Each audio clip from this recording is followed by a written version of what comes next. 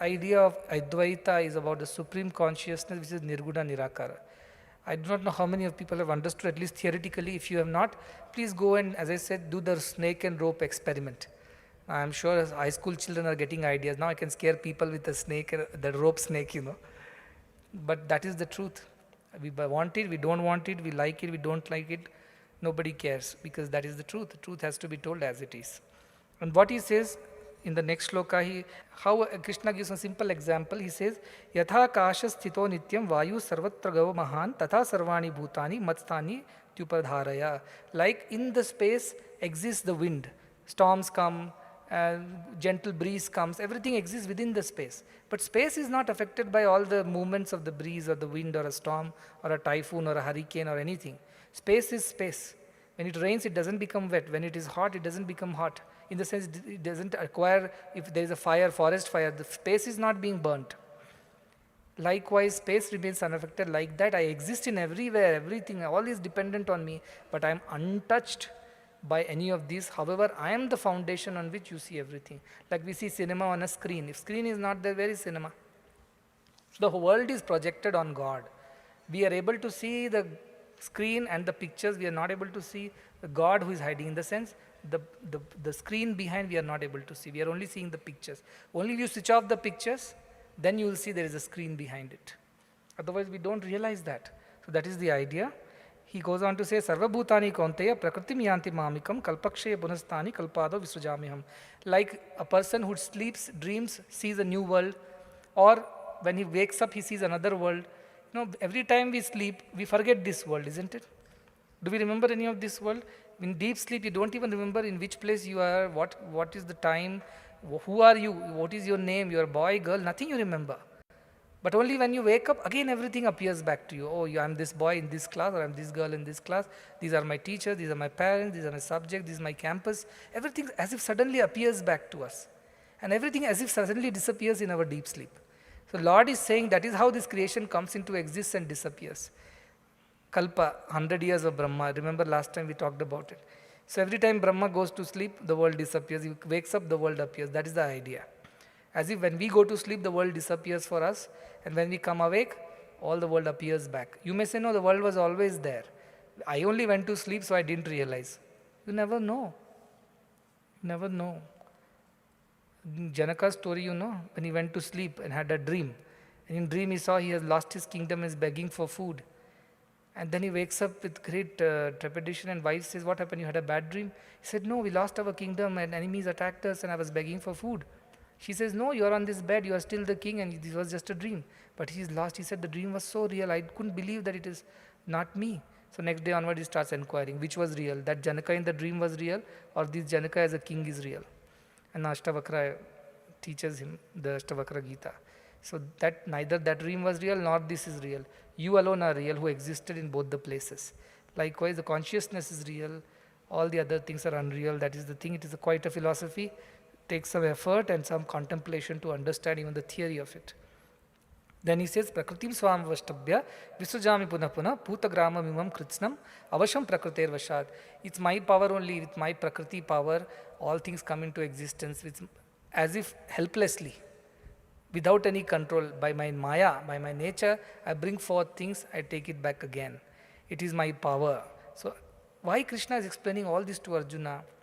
He is developing bhakti in Arjuna. See, when do we develop bhakti or love for something or someone? When we know its value. So many students joined us. They knew nothing about the institution, nothing about me. But as they started learning, they developed love for me, love for the institutions. You develop love for anybody when you know the virtues of the person, the glories of the person. So Krishna is glorifying the idea of Brahman so that Arjuna develops interest.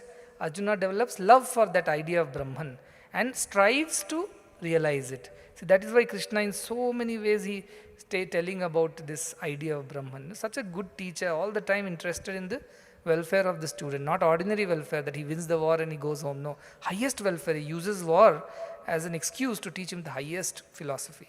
What a wonderful teacher. Then he says, you may think Krishna is only creating the world, he is only dissolving the world, or whatever Supreme Brahman, then he should have action and reaction too. Natural, just now I told the whole world is about action reaction. If Krishna creates and Krishna dissolves, he is to experience the action reaction. So he says, Nacha mam tani karmani nimagnanti jananjaya udasinavat asinam asaktam teshu karmasu. I sit here watching everything like a witness, unattached. I am unattached to whatever is happening around me. That's why I was told, if I start taking punya papa of all the institutions that are being built, this hospital is being built, if some people get cured, if I think that punya should come to me, and if somebody dies there, the papa will also come to me. That way I will have to take how many births, I do not know. There is no end. So many hospitals, so many patients, so many people dying and being born.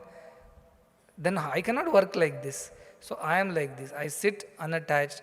Things happen for the sake of happening. People have to do their duty, they will continue. I am here sitting as a witness to everything. Krishna says, as Brahman, as super consciousness, he is just a witness. He is unattached, as if sitting unaffected by anything. Remember space example, it doesn't get wet when it rains, it doesn't get burnt when there is a fire. Likewise, it remains unattached. Everything happens within that space, but space remains unaffected. Likewise, Brahman remains unaffected. Maya dakshena prakritihi suyate sacharacharam hetu nanena kaunteya jagat viparitvartate. Because of my power only, I am the Lord. I am the one who is the reason why everything happens in this world. In the sense, the sun rises, the moon rises, planets go round, and everything happens because of my power.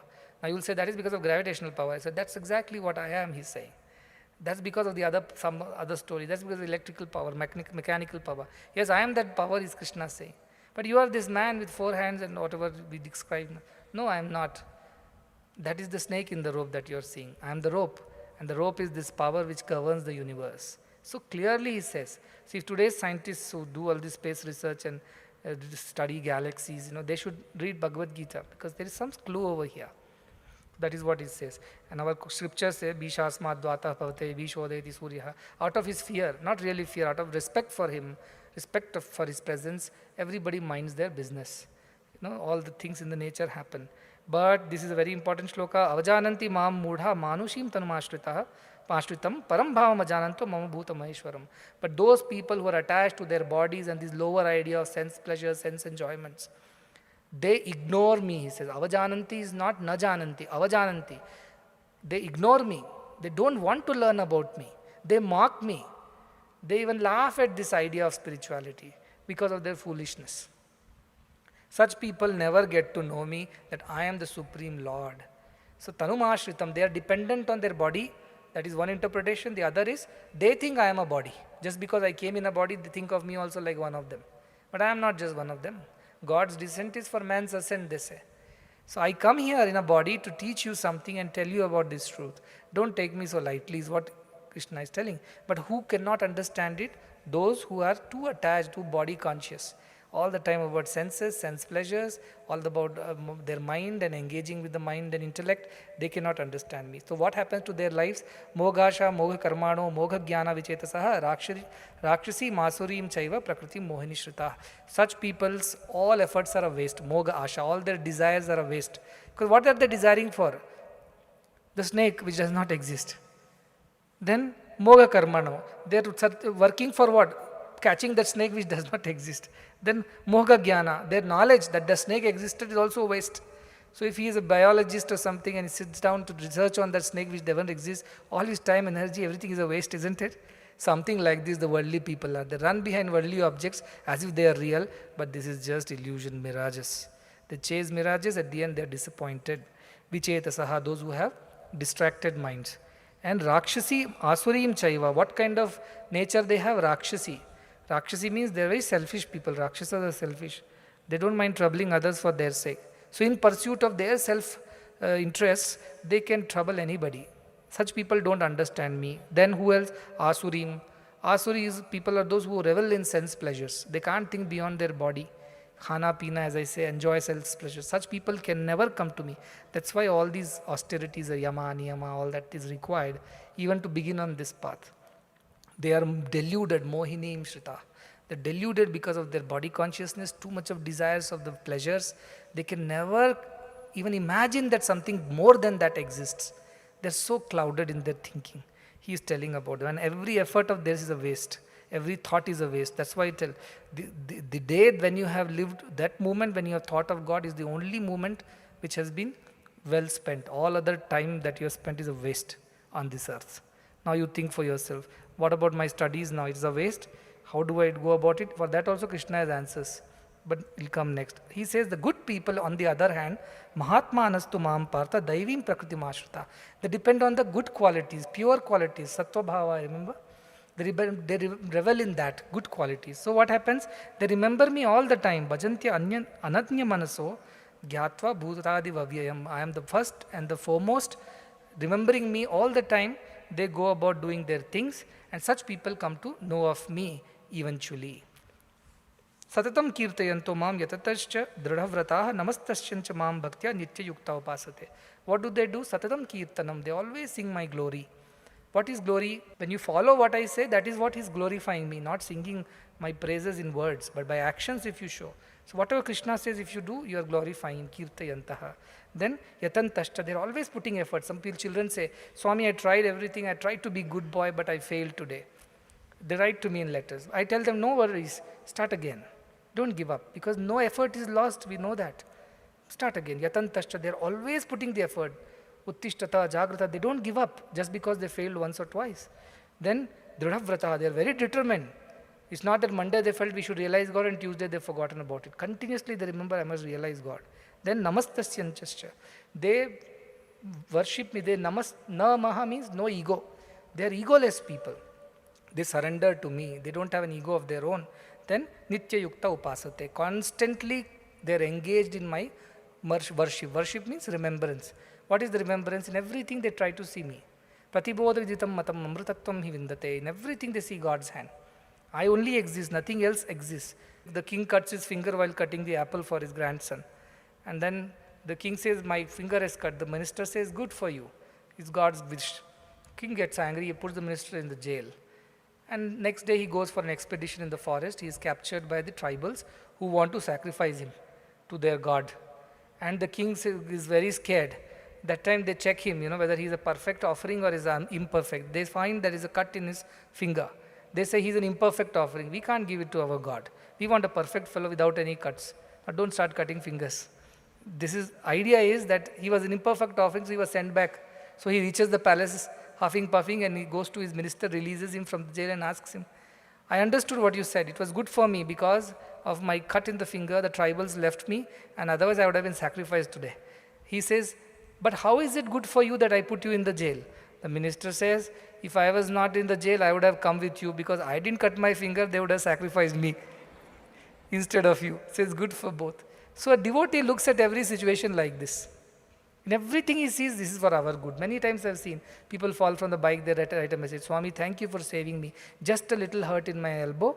Thank you, my head did not split into two, it was your grace. So they see good in everything. Whereas non-devotees keep cursing everybody around them. Find faults with God. What kind of creation is this? You have made our lives miserable. So much of poverty, so much of deprivation. Why this problem to me only? Why others are happy? Why I only have to suffer? They go on whining like this. This is not the real devotee. Real devotee sees good in everything. What kind of devotees are there? Many kinds are there. But the important part that you have to remember from the first half is that Lord alone is everything. Lord means not some man or a woman. Consciousness. Is consciousness a man? No. Consciousness is a woman? No. Consciousness is neither of them, that is also no. Because it is everything. Is a mirror, if a mirror is there, if a woman stands in front of the mirror, does the mirror become feminine? No. Does it become ugly if an ugly person stands in front of it? Does it become beautiful? If a beautiful, no, like that this consciousness is. Pure reflection. It has no attributes of its own. It just reflects our thoughts. So this is the way of consciousness, very important chapter, and it comes somewhere in the middle of Bhagavad Gita. It's like the mid-section of Bhagavad Gita. And where do we hide our things?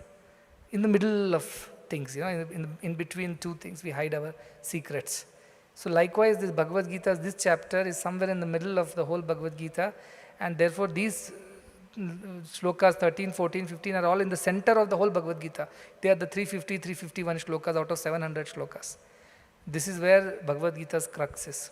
What? That Lord is pervading everything. Lord is in all. Everybody is in Lord. Yet Lord is detached from all. Because everything else is just reflection, reaction. So it doesn't truly exist. The one who realizes the truth becomes free. Such a person doesn't have to come back again and again to same class, go through the cycles of birth and death. This is the reason why he is encouraging Arjuna to learn this truth. But nevertheless, today what you have learned, please go and contemplate. Right? The rope snake. You got the point. Experiment and see. But don't you think the snake for a rope, because I told all ropes, all snakes are basically ropes. Don't conclude wrongly and go and catch snakes. There are plenty of them in our ashram, by the way. And rainy season, they will be definitely coming out. Don't simply take it for granted. This is just a rope, we learnt in Bhagavad Gita. For all you know, it might be real snake. So wrongly should not interpret it. That's another, that shloka is also coming. How these people wrongly interpret everything that I say. So with this, today's we'll conclude and we will see either tomorrow or day after.